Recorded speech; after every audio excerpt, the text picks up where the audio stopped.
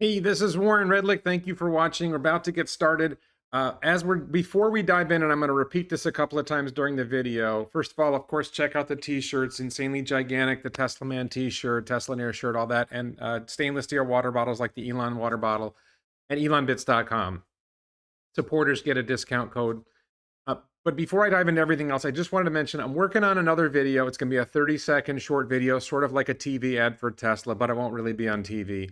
And I'd like people to send me video clips of yourself, like selfie style, with your Tesla behind you, ideally horizontal, it can be vertical, saying, I love my Tesla, or we love our Teslas. There's my email address is in the video chat, my email address, and you can DM me on Twitter in the video description below. I've got this idea for an ad. The theme is fun, safe, love. You can take that how you want it.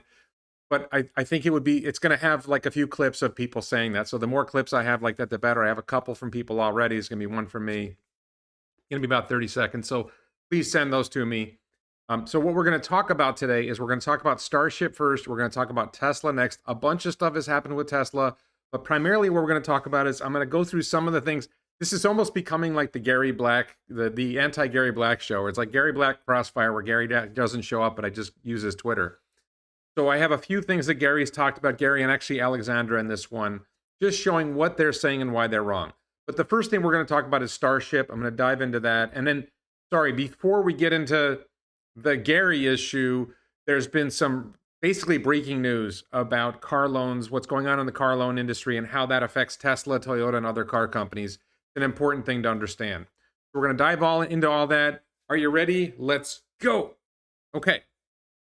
So, first things first, Elon spoke on a Twitter space about Starship, and there were some great questions. There are some great people who participated in this event.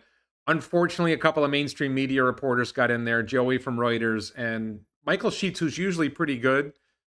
And they asked questions that basically Elon had already answered. Like, pay attention, listen to what Elon says, and don't ask questions he's already answered. So Joey from Reuters asked two questions Elon had already described the answer to, and Joey's questions were less intelligent than the thing that Elon had been responding to in the first place.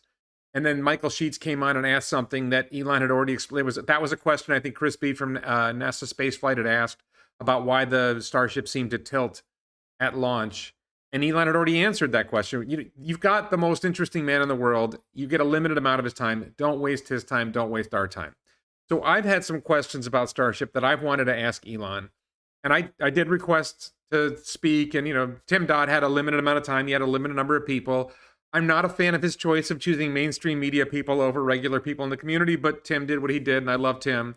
I got to see him recently, talked to him briefly at Yuri's Night, April 15th at Kennedy Space Center. Really cool to see him. Loved him. But there's three questions I would have asked Elon. The first one, and I'm going to show you the Elon's tweets that are relating to this, is Raptor 2, which is the current engine that they're using for Starship, is Raptor 2 sufficient to make life multiplanetary, and is there a next generation engine in the works? And I'll show you that in a second. Is a larger diameter Starship still possible? In the past, Elon had talked about a larger Starship. Like currently it's 9 meters in diameter. For reference, Falcon 9 is 4 meters in diameter. 4 meters is like 15 feet, 14, 15 feet in diameter.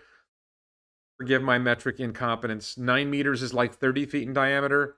So I think Elon had mentioned an 18-meter diameter at one point, which would be like 60 feet, which is like ridiculously huge. And actually, my first video that was successful on this line of videos I've done, my channel goes back a long way, but in 2019, the first video that really got me going on this path was about 18-meter diameter Starship, because nobody else was talking about it. Elon had talked about it. And then the third question is, will Starship be more capable of launching in bad weather? So there's been talk about Starship traveling point to point on Earth, flying people from point A to point B. Commercial airliners will take off in most bad weather. Spaceships, current rockets do not launch in bad weather. Like there's a Falcon Heavy launch scheduled for tonight. There's high winds right now, right outside where I'm in Cape Canaveral, and we've got high winds right now. I don't know if the rocket's going to launch, and it's been put off several days. If you got people who are flying from Los Angeles to Shanghai, they're not going to wait several days for their flight. the advantage of being there in 30 minutes is not that great if you have to wait 3 days to take off. Same thing with cargo. There were a SpaceX board member was on the All In Pod at the beginning of the All In Pod, talking about the prospect of using Starship for transatlantic, trans-Pacific cargo, that they would basically wipe out commercial air cargo. So, what is it about Starship that will make it able to take off in difficult weather conditions? I don't think that's ever been asked or answered of Elon. I asked this on Twitter. Somebody replied saying he did answer it. I don't think he did. So, glasses on. So I asked the question, and Christian Sereno said, why does the rocket have to be that big? Can't we just take several loads to a space station and launch them there? So the fundamental issue is that the larger the rocket is, if everything else goes right, the volume goes up, I think, with the square, but the mass of the cylinder might not go up as much. The cylinder, the rocket is a cylinder, right? And the mass of the cylinder around the rocket. Now, Elon, at another point, which I'm going to show you in a minute, said that the mass would go up with, I guess, with the square. I'm not so sure about that, but of course, obviously, Elon knows more than I do. But is there but maybe the volume goes up with the cube. So you're able to carry more into space with a larger diameter rocket. I think, I don't know. I think that's one of the big advantages. But it's an open question. I would love that question answered. Christian's point about just launching loads to the space station and launch from there. Well, that is kind of the plan, is to get the Starship that's going to carry people to Mars into orbit and then refill it while it's in orbit and then go from orbit to get there. But it's not, when you're in orbit, you're not out of Earth's gravity well. You're a little bit out of Earth's gravity well, but you have a long way to go. So, I don't think there's an easy answer to this question. I do think there's potential for a larger diameter Starship. I was just curious about it. Elon had said back in 2016 that the booster was going to be 12 meters and the spaceship, the second stage, was going to be 17 meters, 122 millimeter stack height. I think that somewhere in there, I remember seeing, it was probably in 2019, I remember seeing Elon talking about an 18-meter diameter Starship, that the whole thing would be 18 meters in diameter. And I haven't seen that. So I can't find that particular tweet, but there was this exchange here. Let me pull this up. Elon is asking, what are we doing right? We're wrong at SpaceX, asking people for ideas. And he was asking for ideas, and Lifeboat Foundation talked about, it's always bothered me that a little SpaceX's moon lander, variation of SpaceX's largest ship. Possible solution, build a Starship Heavy with an 18-meter diameter, use it for refueling, saving a bunch of trips, use the same engines for both Starship and Starship Heavy. They are doing that, simplifying development. With a Starship Heavy for refueling, the moon lander will no longer look oversized. So Elon says doubling diameter increases mass 4x. So he's saying that the mass does increase with the square, but the difficulty of simultaneously building and launching a rocket of that size is greater than 4x. So in other words, it's harder. And in retrospect, he thinks maybe they should have gone smaller than the 9-meter diameter that they've done. So I'm going to say, what I was talking about when I talked about 18-meter Starship was back in 2019. In 2021, Elon kind of poo-pooed going larger than 9 meters and maybe thinking 9 meters was too big. I was just sort of curious if we could get more from Elon about why not go bigger at some point. What was the advantage of going bigger? Was there a particular advantage that he was thinking about when he was talking about going bigger? I would love to hear that described. Yes, Falcon Heavy is 7:29 p.m. Eastern tonight. Thank you, Mark Potocnik. And let's see. All right, so talking about Raptor 2. This is back in late 2021. Just a Tinker, I think that's a joke name. But I can't wait for Raptor 2. It's still a rat's nest up there. This is when Raptor 1 was being used on Starship, and there was some effort to come up with, there was some talk about Raptor 2, that Raptor 1 was a mess with all this tubing and everything, all this equipment on the outside. And Raptor 2 is getting better, will look clean, will close out panels installed. Elon said, Raptor 2 has significant improvements in every way, but a complete design overhaul is necessary for the engine that can actually make life multiplanetary. It won't be called Raptor. Now, it seems like Elon has gotten a lot more optimistic about Raptor 2. And I'm wondering, number one, did he have an engine design in mind? Oh, thank you, Mark, for gifting the memberships. That's very kind of you. That's very kind. A bunch of people are now members. Thank you very much, Mark, for doing that. I didn't even know you could gift memberships. So, you know, this suggests to me that SpaceX in Hawthorne has a skunk works where they're working on some next generation engine. Now, is it that it's an engine that gets mass off of Earth's surface into orbit, or is it an engine takes uh, that takes ships from Earth to Mars? Like, ion propulsion engine might be more efficient for a long trip. What exactly is he talking about that will make this work? I would love, and unfortunately, I'm disappointed that, as far as I know, Tim Dodd has not asked him this. Any of the other people who get chances to ask Elon about this, Raptor 2 is great. We're seeing great progress, but do you have something else coming?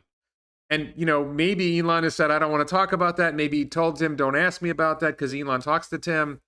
So maybe there's a reason we haven't heard, but I would love to hear more about this. Yeah, well, Ken says, how does Elon know this is going to work? I'm not saying he knows it's going to work, but, Elon has a really good sense of engineering. If he thinks something's going to work, then if they put the work in and they get down to it, then look, everything that Elon has done, everybody said it wasn't going to work. They take the impossible and they turn it into late. So is there some next generation engine coming beyond Raptor 2? I would love to hear more about that. And I don't think we're going to hear more about that because the question isn't getting asked. And by the way, I did a poll. What was the most exciting moment in SpaceX history? Maybe I should do this on the YouTube channel as well. If you haven't read it, you should read the book Liftoff by Eric Berger. It's on Amazon. Liftoff by Eric Berger, Ericberger. That discusses the Falcon 1 program that eventually led to the fourth. It does start talking about the beginning of Falcon 9, but it mostly talks about the Falcon 1 program and how SpaceX eventually got the fourth Falcon 1 launch get to orbit. And that, like, pretty much all of this wouldn't have happened if the fourth Falcon 1 launch hadn't made it to orbit. That was the thing that set everything in place so that SpaceX could go on and continue to grow. They were basically out of money, so they were going to fail if they didn't. First Falcon 9 landing is my choice, by the way. I've watched the video of this probably over 100 times. I think this is December 15th, December 21, 2015. I think this is the greatest moment in rocket history. I mean, there's a lot of great moments, right? But I think this is the moment that enables everything else. This was the kind of thing that everybody thought was basically impossible. It was described at the time as throwing a pencil over the Empire State Building and having it land on the other side, standing on the eraser, right? It was stunning. That moment was stunning. Everything that's followed that moment, because getting a rocket into orbit, okay, getting a private company to do it was special, but that's something that we've seen done. But we had never seen somebody land a booster, and this is the first major step towards reusability. And you need reusability to get there. So the Falcon Heavy launch was just amazing, right? That one got a lot of publicity. It got a lot of attention. Elon launched his Roadster into orbit. Starman was sitting in the driver's seat. There was a lot of great stuff about that one. And two boosters came back and landed. Now, for me, the first Falcon 9 landing was more exciting than that. Now, people are labeling the Starship test launch. And look, I drove to the southern tip. I drove like 24 hours each way, roughly, to go see the Starship launch. I mean, I thought it was a big deal. I'm not saying it wasn't a big deal. But I don't think it was that big of a deal. I don't think it compares to these two. This is winning the poll, Starship test launch. And for me personally, it was exciting, but it didn't get very far. It got off the pad. I watched it. I didn't see these other two in person. I've seen 3 Falcon Heavy launches since. I'm watching a 4th one tonight, hopefully. But this is the only one I saw in person, and it was great, right? I'm not saying it wasn't great. It was great, but compared to these two, no. So maybe I'll put a poll on this on my YouTube channel, on my YouTube community page as well. Derwin Pye says, I'm sure Elon said another engine design. Yeah, that's here. That's here, Derwin. It's right here. A complete design overhaul is necessary for the engine that can actually make life multiplanetary, but it won't be called Raptor. So, okay, so that's the SpaceX news. There was a really great Twitter space. I think there's a video or two on YouTube. Now, the Twitter space was for Elon subscribers only. I would encourage you to become a blue check on Twitter, subscribe to Elon on Twitter, subscribe to me on Twitter if you don't mind. I appreciate any support. Support me on the Locals platform. I'm going to be doing a video on the Locals platform after this live stream where I'm going to be talking about, what am I going to be talking about? I don't remember what I'm going to be talking about. I'm going to be talking about my personal life to some extent, like what I'm doing in the next several months. I have a plan going forward. I had a mildly traumatic incident. Don't worry, I wasn't physically harmed, but I had a mildly traumatic incident with this living space. and I'm going to be describing what I'm doing about this, where I'm going, and my plans for the next several months. Everything from like what's going to affect the YouTube channel, what I'm going to do in terms of startups, and where I'm going to be living, because it won't be here for much longer. So talking about that and everything else. Okay, and I do have a trip planned.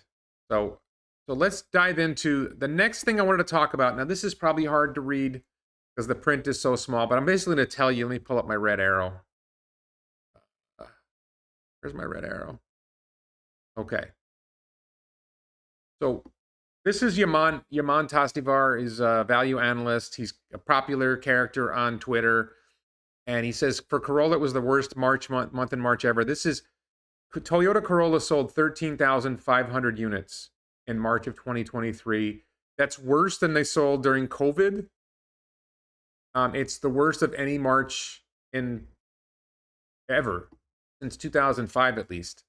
I think they probably sold Corolla before 2005, and maybe the first year Corolla sold was smaller numbers. But you can see that 2021 during COVID, there was a bad period there where they had several bad months. But things had mostly recovered. And you can see that most of the months over the course of Toyota's history, they've sold 32,000, 25,000, 31,000. Up until 2019, they were pretty much selling 30,000 a month in March, and they're down to 13,000. This is a big drop. Corolla is one of the most popular cars sold. So this is striking to see this drop. So there's a lot more to this. I want to dive into this and show you there's a lot more to this. So Elon responded to Yaman's tweet. He said it's getting harder for people to get car loans in the United States, even when their credit is good. Understandable that banks are slow to extend credit when they're trying to avoid bankruptcy themselves. We're in this difficult interest rate environment. The regional banks are in trouble. A lot of the banks are in trouble. It's harder for people to borrow money in a variety of ways, and this is creating all kinds of problems in the car market. I'm going to be selling my Model X Plaid. That's part of what I'm going to be talking about in the live stream on Locals, and it's going to be hard to sell that car. So, and then I think it was right after that. Then Rohan Patel, by the way, it says here Rohan Patel retweeted. Rohan Patel is a high-ranking guy in Tesla. I've met him once. Great guy.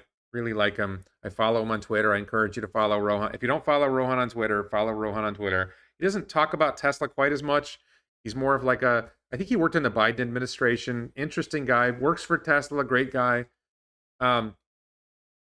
Vice president of global public policy or director of global public policy or something like that. So car dealership guy said the past 10, and car dealership guy's been talking about the car loans for a while. There's a lot of issues going on with car loans. He said Capital One shut off all dealer floor plans, aka inventory lines of credit. That means the dealers can't borrow money to buy cars to put on their floors. I think that's what that means. USA Auto Sales shut down 39 dealerships after losing its Ally floor plan. So they were financing their buying cars from the car manufacturers using Ally, and they got shut off. So they shut down 39 dealerships. Wells Fargo laid off all its junior auto loan underwriters and capped future loans. This is not good for the car market. Right? This is not good for people who want to buy Teslas. This is not good for anybody who wants to buy cars. We're in a car market. You know, there are people who are. I'm going to be diving into Gary Black in a minute. What Gary gets wrong. And this is, Elon has been saying the macroeconomy has been really, really bad for cars. And there's other people who are in denial, and it's like, no, Tesla's not selling as many cars because they're not advertising, or Tesla needs to do this, or Tesla needs to introduce this thing, or whatever. It's like, look, we're in a car market apocalypse. Car dealership guy, if you don't follow, you should follow car dealership guy too, @guy_dealership at Twitter. He's been dropping some bombs. There's some really crazy stuff happening in the car loan market, and this is affecting car sales, and that's why, and that may be why Corolla is down. This is a real trouble.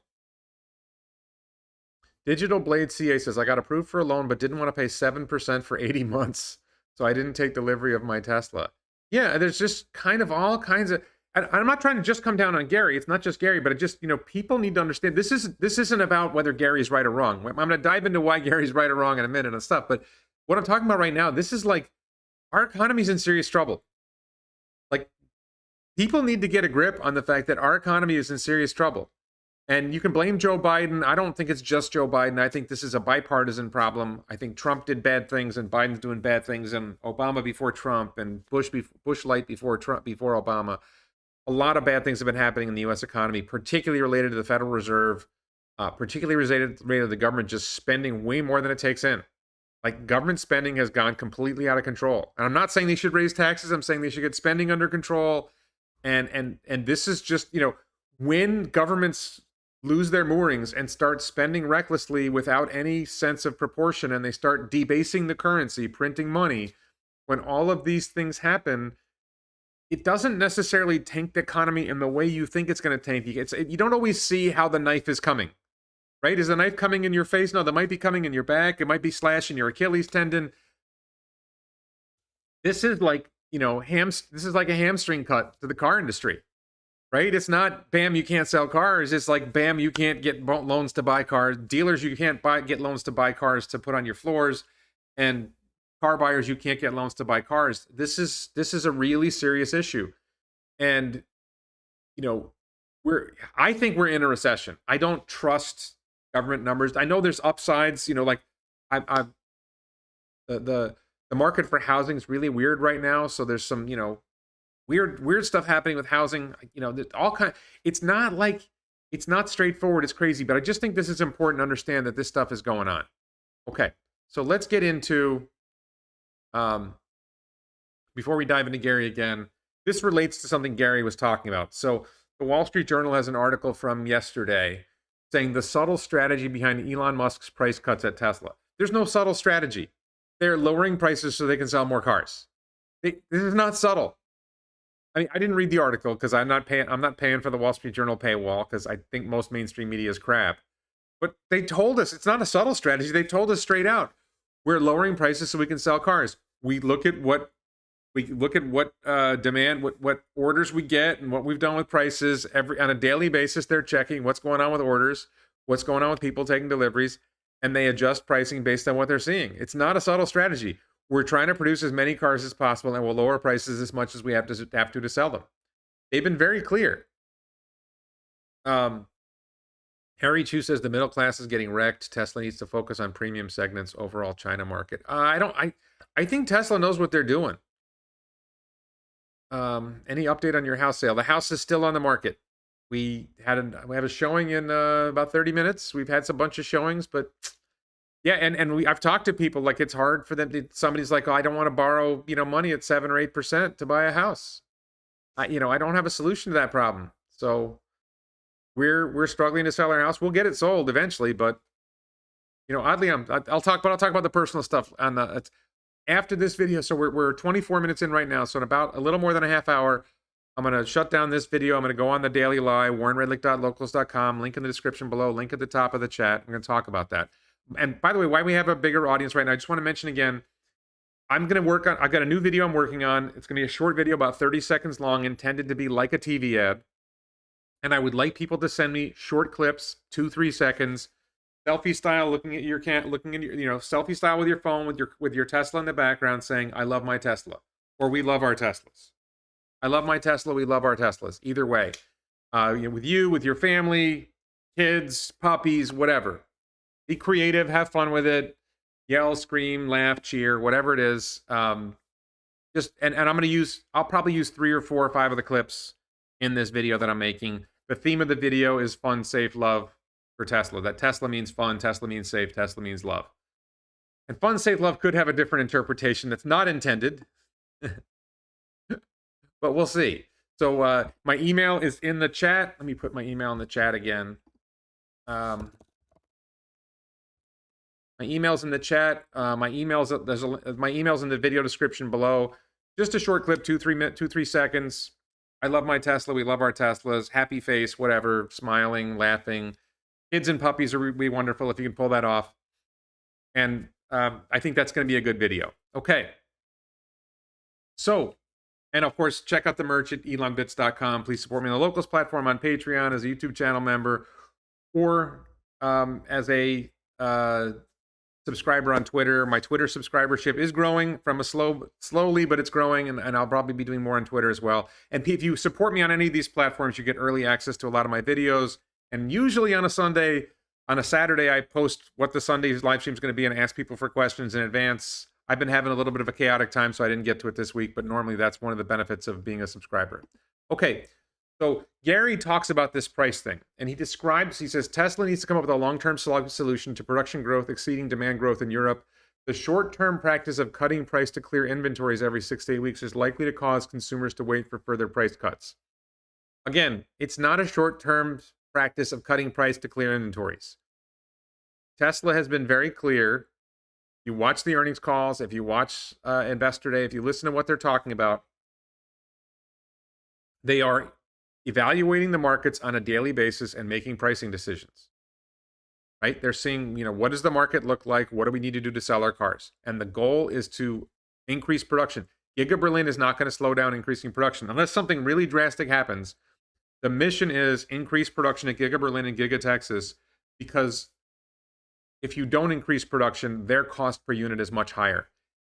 Those factories were built, and you've got to amortize those factories over the cars that you built. So you want to build a lot of cars. You build a lot of cars, you're reducing your cost per vehicle. You can sell them at a lower price. And you also get more efficient at production. So your costs go down for a lot of reasons. So the idea that Tesla is supposed to, and this is it's classic Gary to say Tesla needs to do this, Tesla needs to do that. There's another one here from Alexandra. To make Tesla cars more affordable, offer financing by Tesla instead of banks and use the yield curve intelligently to lower the monthly payments. So I'm not saying she's wrong, but they talk as if Tesla hasn't thought about this. And if you watched, I think it was Investor Day, Zach Kirkhorn specifically addressed this idea. Tesla has a pile of capital. They have a pile of cash. They have capital, and they can allocate the capital in various ways. And the decision was made that this is not a primary focus of capital allocation. Right? They have things that they want to put money into, and this is something they're considering. They've thought about it, not the way she's describing it, but what Tesla does is Tesla does financing where other banks are not available to do financing. If they can't get other banks to do there's certain cases where it's a very limited situation, and Tesla does not want to commit a lot of capital to doing this financing. I think they will if they have to, if the other banks just completely drop out, but right now they're not doing it. And they talk about it as if Tesla hasn't, pay attention to what they say. Zach very clearly covered this on Investor Day. I'm pretty confident it was Investor Day, but Zach very clearly covered this. Talk about what we're going to do with our capital. And they had priorities, and they have high priorities, and they have lower priorities, and they have bottom priorities. And this was in the middle. It wasn't the low priority. So, all right. And there's another example. Like, it's amazing how at a micro level, Gary will say, this is what Tesla should do, as if he knows better than the team. He says Tesla's Model 3 performance at $52,990 should be reduced to $49,990 to give it a fighting chance versus Model Y performance at $53,990. Or bring out a Model 3 long-range all-wheel drive at $44,990 to fill in the price gap. Okay. Number one, Tesla knows what works, what's going on with their data. They know what they're doing better than I do and better than Gary does. I will say this: Model 3 performance is an insane performance vehicle. Model Y performance is great, but the Model 3 performance is basically capable as a track car. It's not as fast as a Model S Plaid. Okay, we get that. But 0 to 60 in like 3.1 seconds. Super performance. Probably a little bit more fun to drive. You can feel it a little better. Better road feel. And it's not crazy expensive like the Model S Plaid. The Model Y performance is great, but it doesn't perform like the Model 3. So, there's a reason that the Model... Because, think about it. The Model S Plaid is the same price, roughly, as the Model X Plaid, even though the Model X Plaid is a much bigger, more complex vehicle to manufacture. Right? Why? Because the Model S Plaid is an insane performance vehicle. The Model 3 performance performs much better. Even though the Model Y performance performs well, the Model 3 performance performs that much better. So there's a... and they're selling it at these price points because they're looking at the data and they're deciding, what do we need to price these things at to get them sold? And then bringing out a Model 3 long-range all-wheel drive, they had a Model 3 long-range. They had so much demand for Model 3 long-range all-wheel drive at the price they were selling it that they haven't been able to open up orders again. Because they're still delivering on the orders that they had. Right? People don't realize this. You can't order a Model 3 long-range, but they're still delivering them, the people who did order them. And yet, it's true that Tesla can spike demand for Model 3 anytime they want to by putting the Model 3 long-range all-wheel drive back on the order page. Let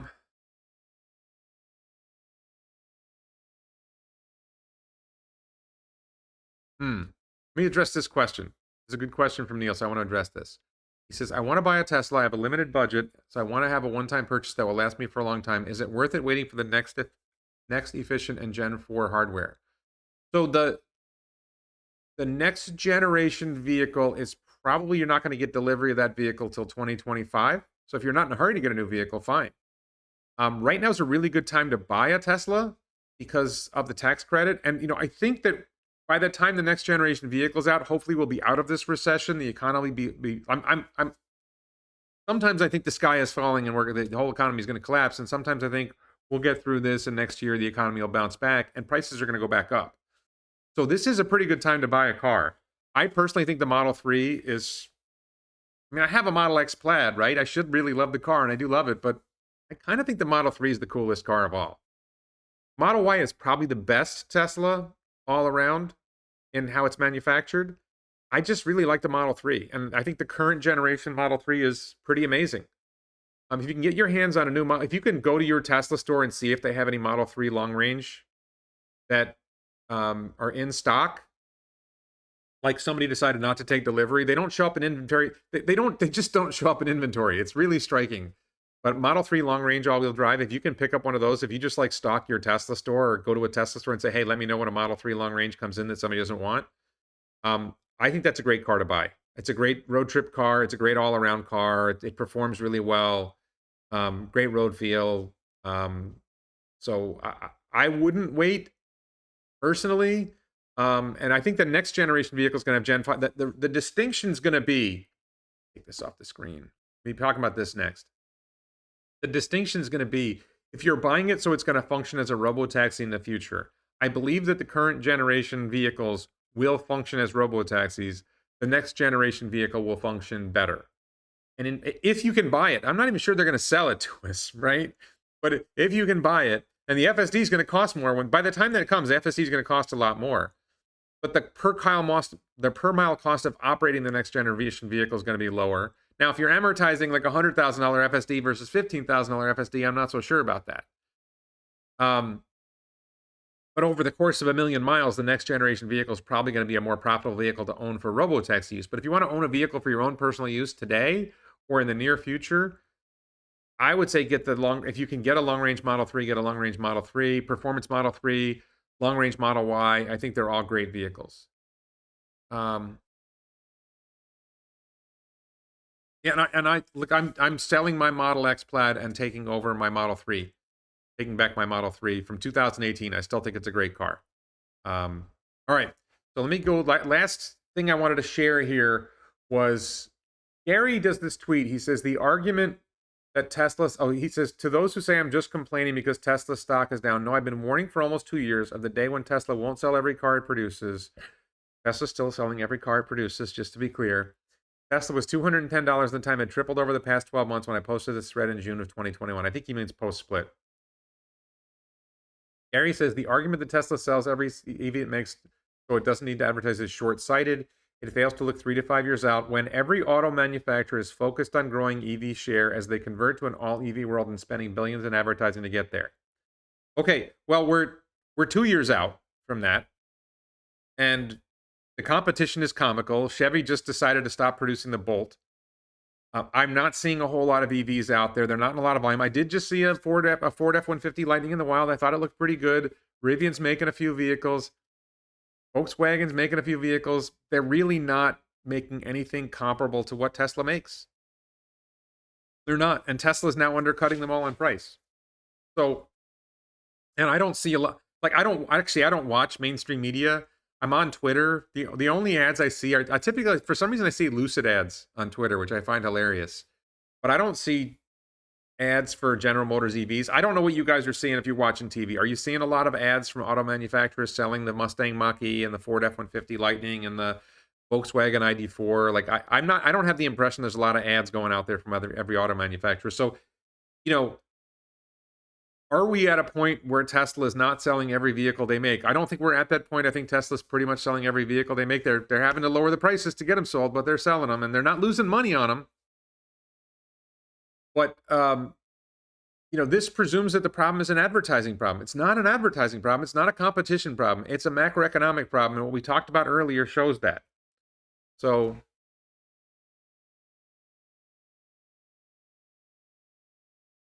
Ken one says once FSD exceeds human driving, it will generate revenue. Well, not just generate revenue, it's gonna like 10x Tesla revenue. It's gonna be crazy.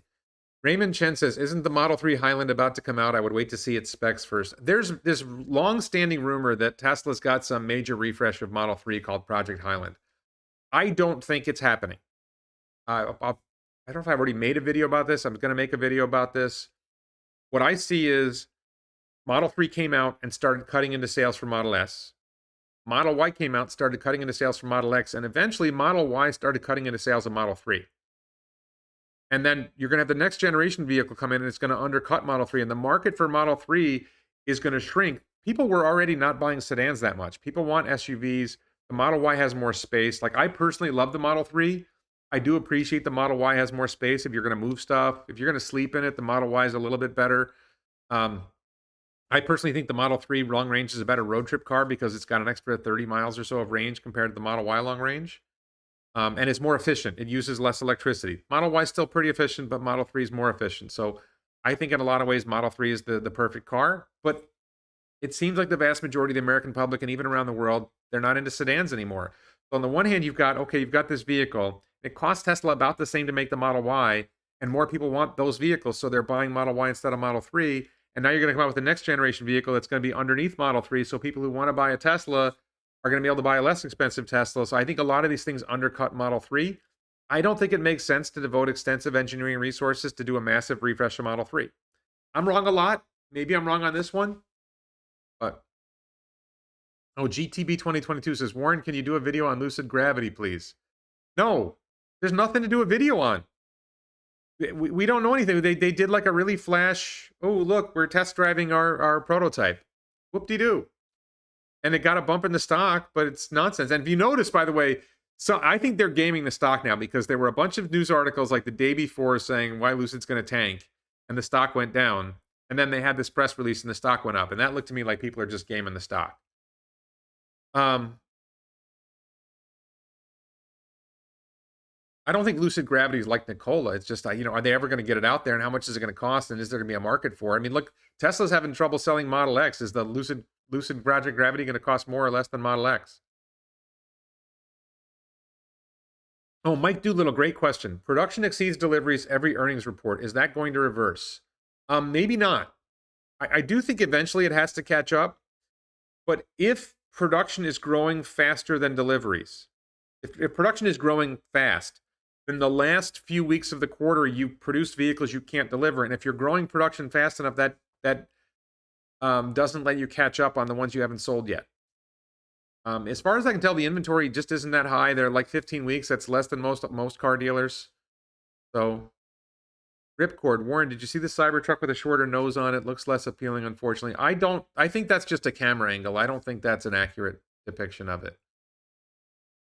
Digital Blade CA says if the new compact is sold in US and Canada, will cannibalize Model 3. Exactly. Well, I mean, I think this is the thing, that Model S and Model X have become relatively obsolete because Model 3 and Model Y are really fundamentally better than Model S and Model X. They're not better. Like, Model S is a better car than Model 3. It just costs twice as much money.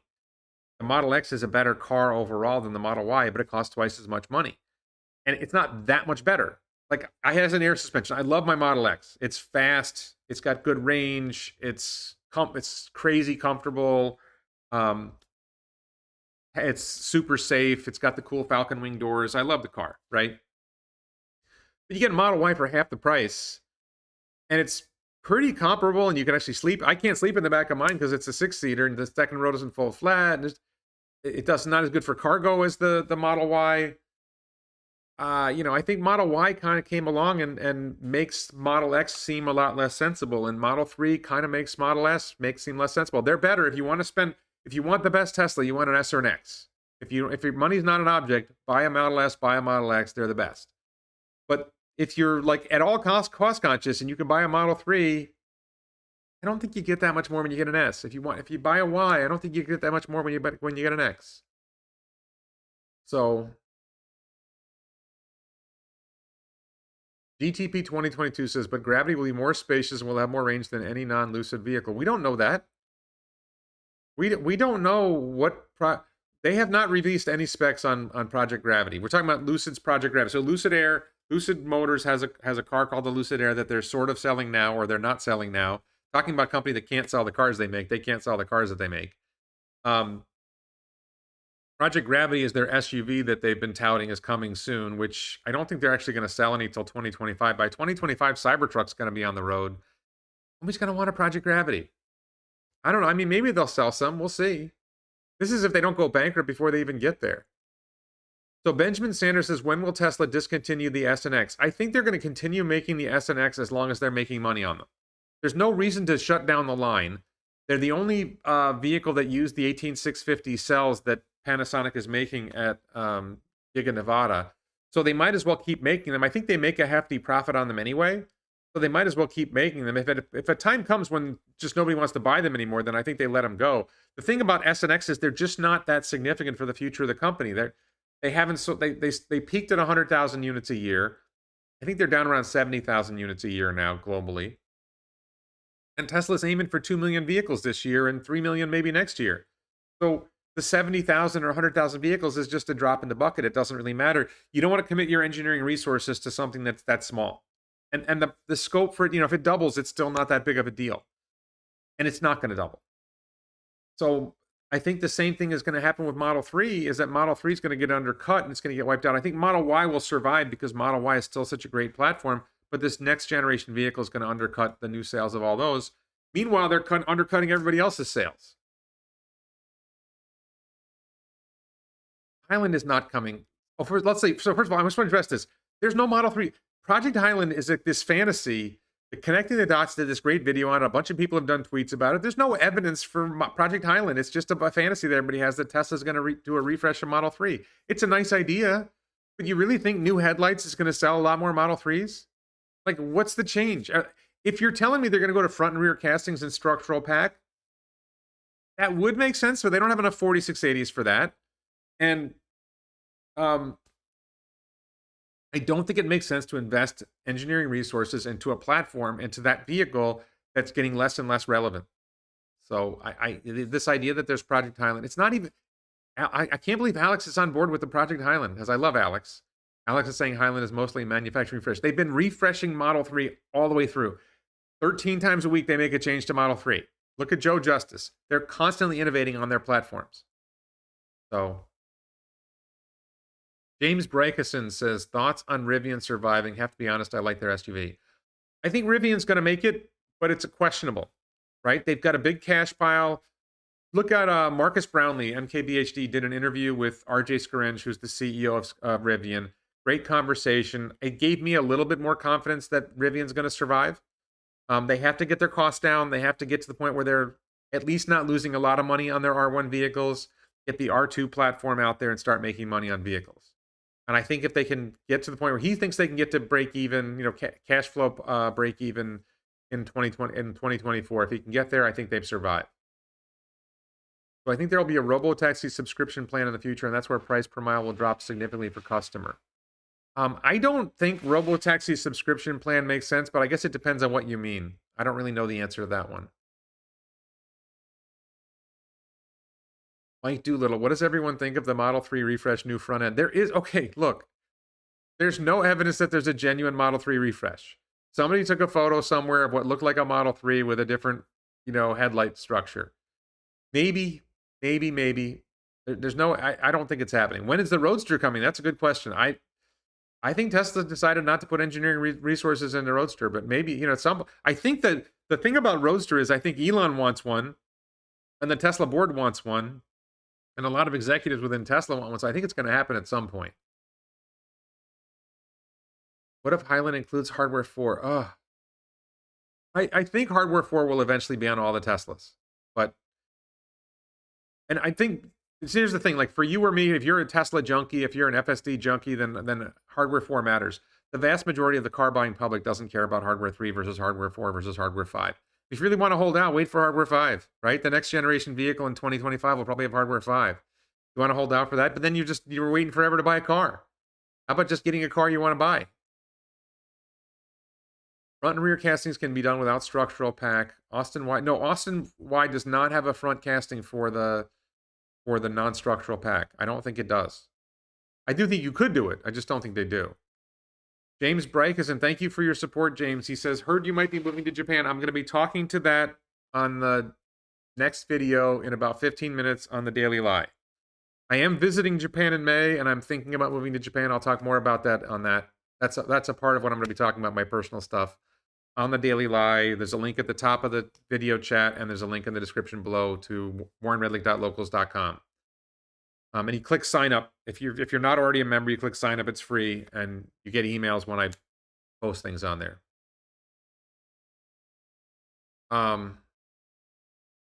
Robo-taxi subscription plan, like 100 miles per month for 25 or 50 US dollars or so. I don't think that's the plan. I think they're just going to charge per mile.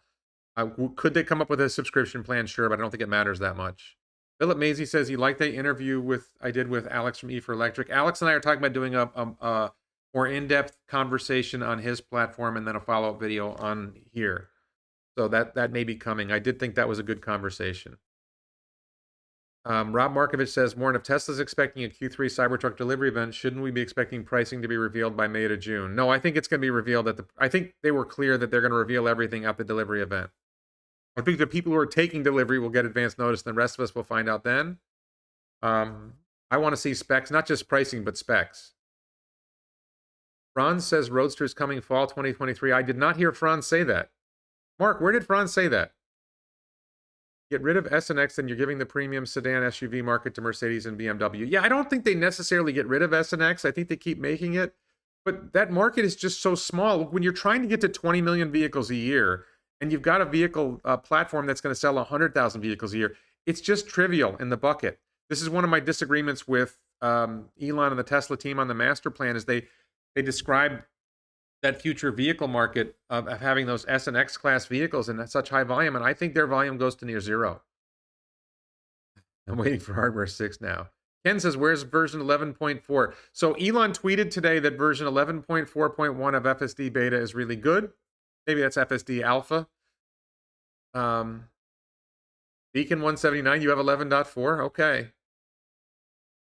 Chance that you and Gary Black will ever do a live video. You know, I used to offer Gary Black to come on my channel and do a video, and he kept refusing. And I don't even bother asking him anymore. He at least interacts with, look, when I criticize him on Twitter, he at least interacts with me sometimes. He's DM'd me. We've had reasonably cordial conversations in DMs. But the fundamental reality is that I don't think Gary is willing to do a live stream video with me. He's, you know, he wants a moderator, whatever. Look, we can have a great conversation. If Gary tells me, because I've asked him like multiple times in the past, and he always either ignores me or refuses, or says he needs a moderator. They come up with some other BS. They're playing all kinds of games. I'm not playing games. Gary, you're welcome to come on my channel whenever you want, and I'll talk about whatever you want. Anytime Gary Black wants to come on my channel, he's welcome to come on my channel. He just has to ask. I'm not going to ask him anymore, because I've asked him multiple times, and he's refused multiple times. So there's no point in me asking him. If he wants to come on, come on. Mark, can you email me a link to the Motor Trend interview? I did not see that. Is the 6-seat Cybertruck dead? I don't think it's dead, but I don't think it's going to be the first version. Harry Chu says, Highland and Jupiter looks like FUD to cause demand. But yeah, I almost wonder, Harry Chu, that's a pretty good point. All this talk about Project Highland and Product Jupiter was supposedly a refresh of Model Y. Model Y is brand new. Model Y's only been out for like 2 years or 3 years. You think they're going to do refresh of Model Y? Model Y is the best car in the world. It's the #1 selling vehicle in Europe. It's going to be the #1 selling vehicle in the world. You think they're going to refresh it? Yeah, so maybe are people trying to say, hey, there's a new generation of Model 3 and Model Y coming, so don't buy it yet? I don't know. Ken says you're looking better, Warren. Thank you.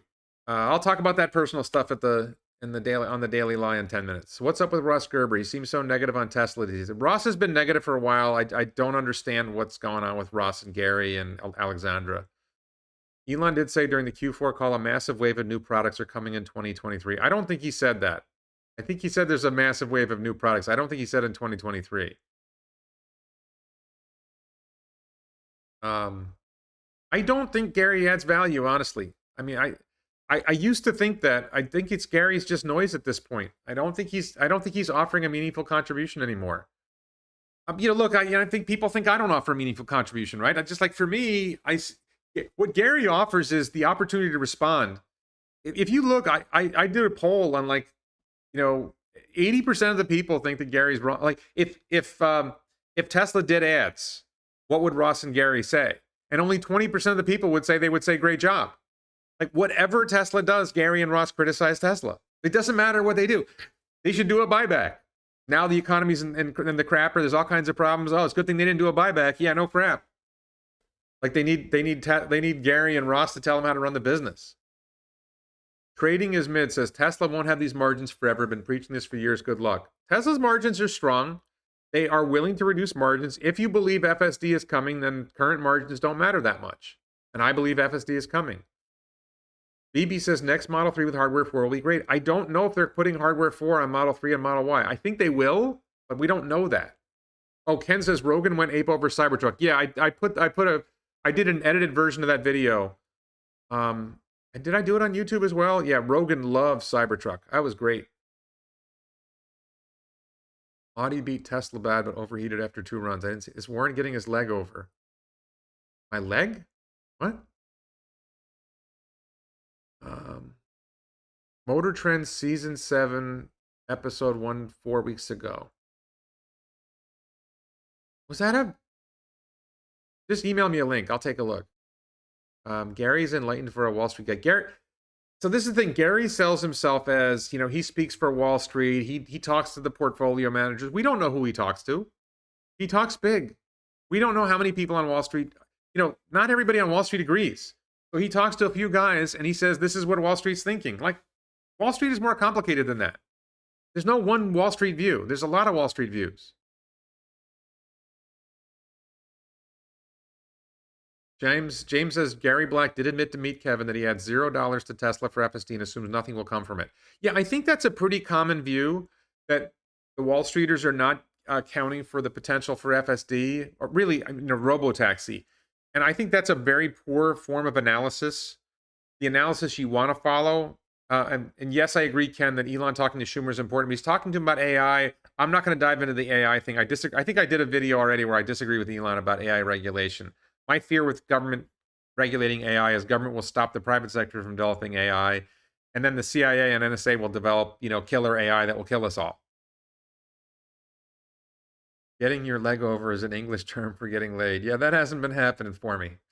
That's not really my goal. I mean, I don't mind it, but my goal is to find a partner. Find a wife, have kids. Having kids usually requires the getting your leg over, but people see Gary as the bridge between Wall Street and retail investors. There is no bridge between Wall Street and retail investors. And Gary may know a few people on Wall Street, but Wall Street is, you know, tens of thousands or hundreds of thousands of people.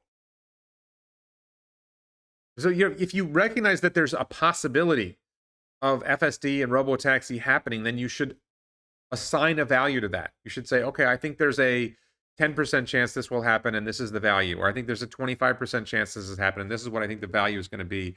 Or these are some probability distributions of what's going to happen, and then you assign some value to it, and it ends up being a really large value. Why isn't Kathy or Barron a bridge to Wall Street? Exactly.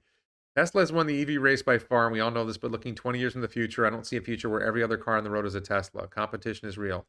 I don't see significant competition yet. I do think there will be other EVs out there. Sure. Tesla doesn't have to be every other car on the road. I think to get 20 million, that's like a quarter. That's like a quarter or less of the vehicles on the road. Jay Kim says, why doesn't Tesla just slash FSD prices to $50 a month to increase subscriptions so they can solve FSD faster? I think Tesla knows better than we do what the pricing is. My gut hunch is it doesn't matter what you price FSD at. A bunch of people aren't going to buy it. So you figure out what the people who understand it are willing to pay for it, and you charge that. If only 10%, like the idea that you're going to reduce the price to $50 a month, you're going to go from 10% of people buying it to 11% of people buying it, and you lose a lot of money. That's the issue. When it crosses the threshold where you can, where you don't have to pay attention anymore, then it's going to jump. The sales are going to jump, and that's what they're waiting for. They don't see, Tesla doesn't need to do a blue light special on FSD. They don't need cash. See, there's this idea on Wall Street that Tesla doesn't have enough money. They got $24 billion in the bank. They don't need to generate cash. They need to get as many cars out there as possible so that when they're able to flick the switch, when they're able to say, okay, now everybody wants it and we're charging $50,000 for FSD, that's going to be the moment. Any opinion on lithium prices? I'm going to be doing a video in a couple days on lithium. So All right, I'm going to be shutting down this stream in about 3 or 4 minutes, and we're going to be going to the daily lie. There's a link in the description, in the chat. I don't even know if I'm pointing to the right spot. There's a link at the top of the chat, and there's a link in the description below. So we'll be there in a few minutes. Tesla doesn't need to sell FSD to more people at current pricing. Tesla needs to have more cars out there, so when FSD crosses the threshold, there's more people who are willing to buy FSD at a higher price. That's the plan. Are you aware of any cities or municipalities that are purchasing Megapack to provide solar and energy for? I don't know about municipalities buying it, but it wouldn't surprise me. All right. Have I talked about Elon and Bill Maher? I didn't think there was anything special in the Elon Bill Maher interview. I enjoyed watching it, but I didn't think there was anything. There was no big reveal. When Elon goes on an interview like that, it's to an audience that doesn't already know everything we know. So it doesn't add a lot of value. Thank you, Paulus. 3 words, dudes and dudettes. Cybertruck, Joe Rogan, sing, sing, sing. Warren Redlick, thank you, dude. Thank you, Paulus. Thank you for your support. I didn't think Maher was terrible, but he just, that the audience for that interview is people who don't know much about Tesla and SpaceX and Twitter, not junkies like us. We're not the audience. Okay, so I'm going to wrap this up now. Oh, before I go, just really quick, please do a short selfie style video saying, I love my Tesla, or we love our Teslas. We love our Tesla, yay, whatever. Some short video, send it to my Gmail, wredlick@gmail.com. I'm putting it in the chat. And it's in the description below, or DM it to me on Twitter. Just send me a short video like that. I'm going to make a 30-second video ad for Tesla. Team Fun, Safe, Love. So, and please check out the t-shirts at elonbets.com. Come to warrenredlick.locals.com to watch the next live stream starting in like 2 minutes. And thanks everybody so much for watching. Thank you to the moderators, Mark Plott and Mark Potachnik. And I don't know if Jim Whitehead was here today, but thanks everybody.